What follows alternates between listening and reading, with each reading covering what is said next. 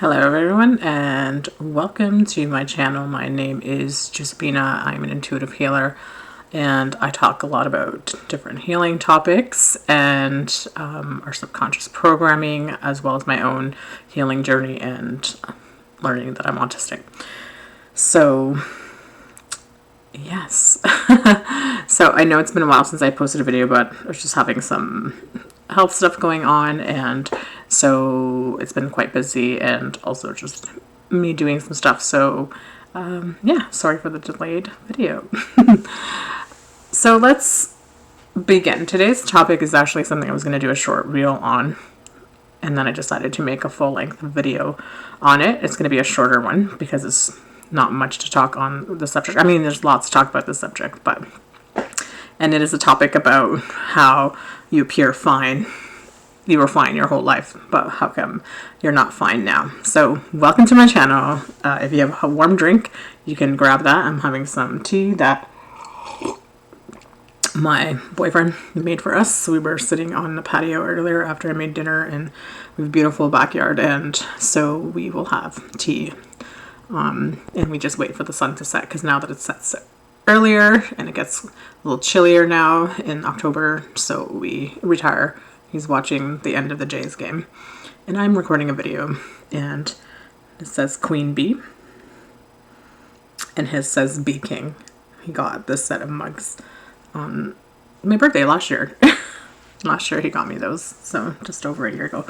Okay, so let's begin. Thanks for being here, by the way. I appreciate all of you and all your comments and everything. So I'm just going to start right now. So one of the things that a lot of people might say or might be thinking, and I see them in other people's comments, oh, how come all of a sudden now you have this whole persona, or why all of a sudden now you're autistic, making it your whole like personality, and all these different things that you see people say in comments or even commenting in person and stuff. And so I want to talk on that a little bit, because one of the things that people might say or think is that, or both, is that, you appear to be fine before. You were fine your whole life. You did not seem autistic. You were okay and everything was fine. And so the simple answer for that is that you saw what we let you see. And it's interesting for me because my first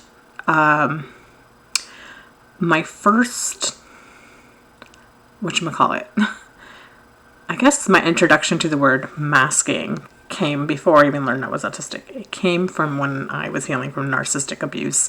10 years ago, when I had went no contact with my ex, and things were, was it 10 or 9 years ago? I don't know, 10 years ago. Yes, oh my goodness, yeah, 10 years ago. And so I had went no contact with my ex like over 10 years ago. I learned about nurses and they wear a mask and all that stuff. So that was my first introduction to the word mask, or the idea of masking.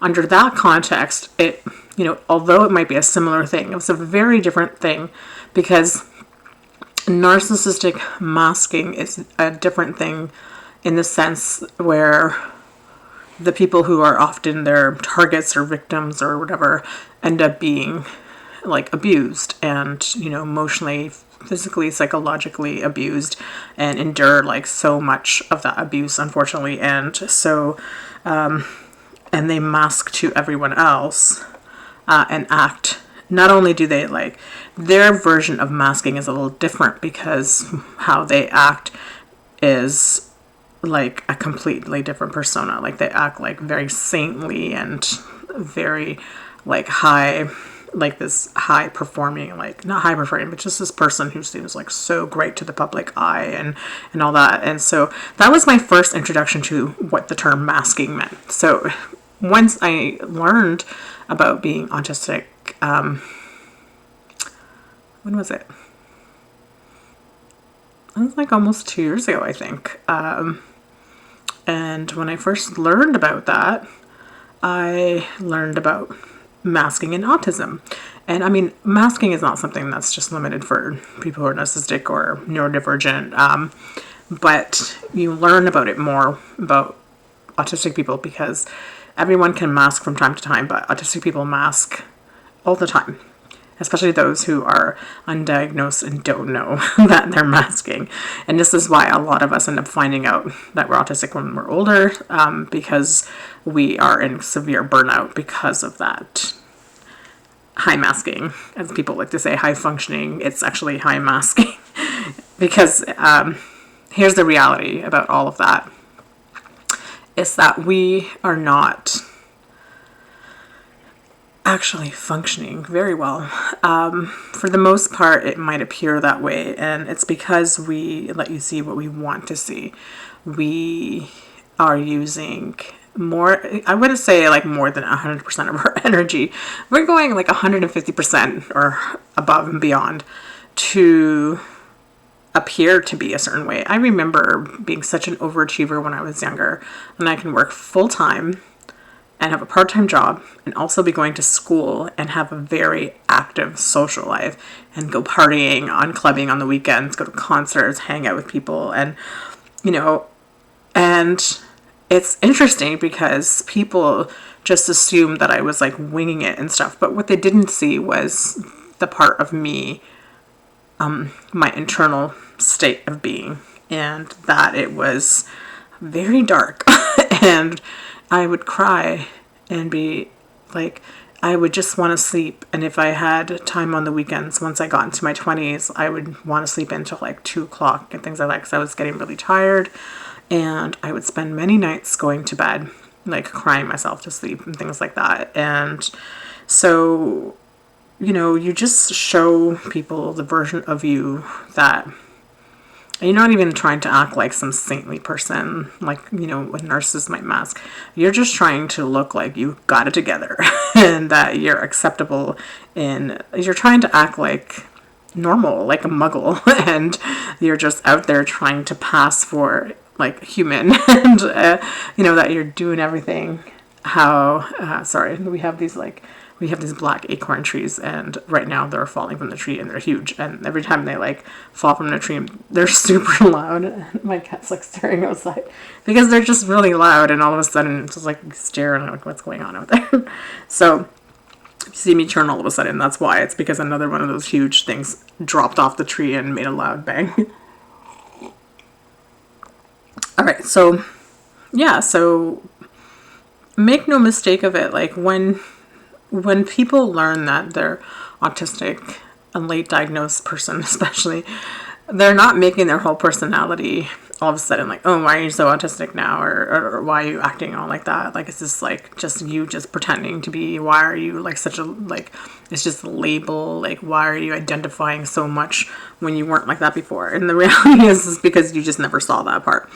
In my whole life, nobody ever saw those parts of me. I was very, very agreeable, and I didn't spend enough time with people, or I wouldn't say that, because I had friends that were like that, but my friends would end up like, I had a lot of friends who were users, so they would always like use me and then all of a sudden bounce, and so they wouldn't stay my friends for long. It wasn't until I got older when I started putting boundaries and actually start getting away from my friends and cutting people off. But, I never spent enough time with people to get that close to people. And plus I would keep people at bay and stuff like that. And so my family would be the only ones who might catch glimpses of that, me having like meltdowns and freaking out and things like that. But other than that, like, nobody would ever see like that weird part of me, and they would get a very normal version of me. And the only time that might slightly come out is when I was like drinking, and I'd be like a little bit more like hyper and bubbly, or if I was in a really good mood around people I felt comfortable with, I might be a little bit more like hyperactive, and that came out more when I was at my workplace. And you start to form friendships with people at work because you've been there for years, and so I would act more hyper and quirky and very out there and silly, in which case the response would be, when they say, oh, you were normal before, Was I? Because what people would say to me was, what drugs are you on? That's probably the most frequent comment I would get is, what are you on? Or I want what she's on. And so I would just constantly get like comments about like that I'm on drugs because of my how I would act at work and stuff. So on those slight little times that they would see unmasked versions of myself, I would like, and that's the only that aspect of me, like the quirky, like weird part. It's the only aspect of that because they would never see the meltdown aspect of that, of the unmasked version of me. They would never see that. Even now, I don't think anyone's truly seen it except for like my partner. He sees it all the time. And it's, and the reason for that is, I'll say that later on. But yeah, so people never got to see that version. And so when you finally are in burnout and you are, you know, you're unmasking, you're finally learning how to unmask. And I say learning because it is a process and it takes time, because it's really hard to unmask when you've been masking your whole life, especially if, you know, you're older like I am in my 40s. And so you've been masking your whole life. And so now you have to learn who is the real you. And so it takes time, it takes practice, it takes finding safe people that you can unmask around. And this is why I say my boyfriend is probably the only one who has seen me have like full meltdowns. And the reason for that is because he is so incredibly safe for me to be that vulnerable. I'm trying not to get emotional right now just because my hormones are like all over the place right now. But I just want to say, like, the only reason he gets that aspect of me is because of the level of safety that I have in this relationship with him. Because I don't think I would have ever been able to show that version of me, because in all my previous experiences, anytime that aspect of me would come out, that having a meltdown thing, the people that I was with would weaponize that against me. They would use that as a way to harm me and to inflict more injury to me, more pain to me, because it's one of those like kicking you when you're down kind of situations, because those people were not safe people. And so what ends up happening is, if you understand this, and I'm sure a lot of people do, unfortunately, because we unfortunately have had this experience our whole lives, being around people who are very unsafe. And so what happens is, if you have shown that aspect of you to those people, they weaponize it against you. They see it as a weak spot, a hole in your chain link, and they go for it because they are weak people. They're weak people. They are cowards. And so weak and cowardly people use your vulnerabilities and your moments, your low moments, to harm you, to inflict injury and pain onto you. And so because of that, I have never fully let myself have meltdowns in front of anyone else, because I've just never experienced that level of safety until now. With my partner, there is no one else who I feel that safe with. Not a single soul. I have some friends who, they're lovely, and they are safe people, my friends. But I mean, I just don't spend that much time with them to build that kind of like foster that type of connection with them as you would with like a partner. And so he's definitely like the first person that I've felt this level of safety with. And because of that, he's experienced like my true meltdowns and stuff. And, you know, God bless him. He's just like, he's good. And sometimes it's hard because we bounce off of each other, because he's also autistic. And so he gets very overstimulated. And so we can, you know, it can be hard for both of us sometimes. But I find if he starts to get overstimulated, that I all of a sudden pull back a bit and try to help to regulate him, because I'm just so, that's some programming that I have, is that I'm used to taking control of the situation when things are not okay with other people. So, but he's good at like also taking control when I'm the one who's in a crisis. But other people now, they get to witness this different version of me, this version of me that talks about things openly, about what I struggle about and struggle with, and the types of, unfortunately, the type of things that I really like have a hard time with. And so I share those things now. Like, I share them on my Instagram page, I share them on here, and so it's often like you gotta wonder, some people, I don't share it on, I have like my private personal pages where, you know, I have all the people I've known all my years. I don't talk about these things on there because those people are the ones who know the version of me, like my masking old version, and we don't have like close rapport anymore. There's just acquaintances and friends and extended family that, you know, have been part of my life, my entire life, like, or huge parts of my life. And so I don't feel comfortable and safe sharing in those spaces. I feel more comfortable sharing about those things here in this open access public forum of YouTube about my experiences than sharing on there. Like, this is a lot about like the kind of people that you're surrounded with, because they have an idea of who you are because of the version that you showed them. And so I just don't want to deal with that kind of energy. And so I just share mostly about here. Obviously, everyone in my own life knows about that stuff, and I talk about it, like people I still talk to and hang out with, but everyone else is like, whatever.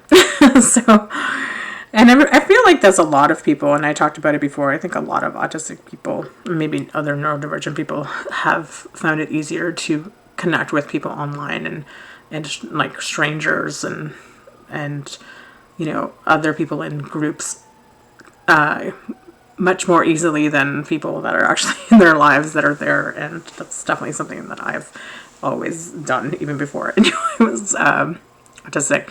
But anyways, that's my video. It's going much longer than I thought it would be because I'm just like rambling about stuff. I hope you enjoyed your tea that you've been drinking. But yes, so to find, like, I guess to finish off and to reiterate the main point of this video. The main point of the video is that when people say like, oh, you've been fine before, why are you not fine now? Why are you using this label? Why are you making this your whole personality, etc., yada yada yada. And it's like mind your business. But that's the truth, is that these people, they were just getting a version of me that was curated, and that I had to block all the real versions of me because it would get made fun of, or, you know, just like ostracized, or, you know, left out. I was the girl who wasn't chosen. I was the girl who was made fun of. And so you just got a version of me that I knew would be okay, that could pass as like a normal, you know, human amongst everyone else that never made me feel that way. So I had to adapt to feel normal with everyone else, even though no one ever tried to make me feel comfortable. And so now I don't want to do that anymore. That is not a life I want to live. I don't care. I don't want to be around any of those people that I feel like I need to mask around, any of those people who don't do anything to make me feel comfortable. I don't want to be around any of those people. They can stay very far away from me. I don't care for those people. I feel like they're very selfish and self-centered and lack compassion and empathy. They lack understanding. They lack insight and all the other things that are very important to form true connections with people, especially at the level that I expect. And so, yeah, that is everything that I wanted to share today. So let me know if this is something that you've had experience with, like when people might say like, oh, why are you like making this your whole personality? And that's just the reality, is that they only saw the masked version of you. So this isn't just my personality now. It always was my personality. It always was my personality. Always was my personality. It's just that nobody saw that version of me. And maybe there were some people who saw glimpses of it here and there, but nobody really truly experienced that version of me and to its fullness.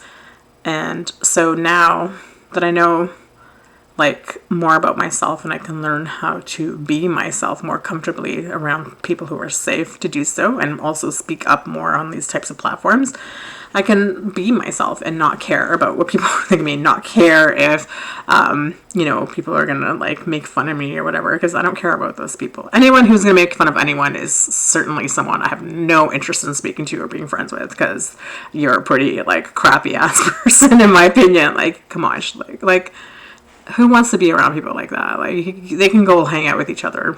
Honestly, you guys deserve to like cuddle and be together and be all mean girlish together, because I'm not about that vibe. But anyways, so this is my video. I hope you enjoyed it, and I hope you have an awesome day. And that's it.